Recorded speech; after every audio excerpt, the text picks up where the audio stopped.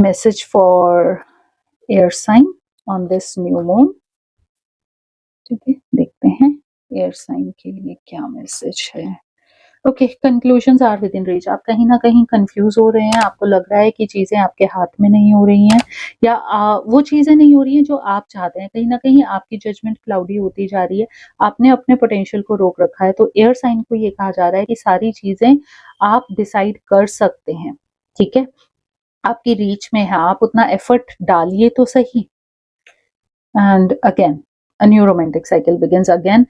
ये कार्ड आता है, हमारे फायर साइन की रीडिंग में भी ये कार्ड आया था। तो आपको ये कहा जा रहा है कि ये जो भी नई साइकिल है, it could be a job. Romantic cycle does not means always a relationship. किसी प्रोजेक्ट को लेकर आप बहुत ज्यादा एफर्ट डाल रहे थे, वहां भी चीजें शिफ्ट हो सकती हैं, बट अगर आप चाहें तो। अगर आप नहीं चाहते तो चीजें शिफ्ट नहीं होंगी।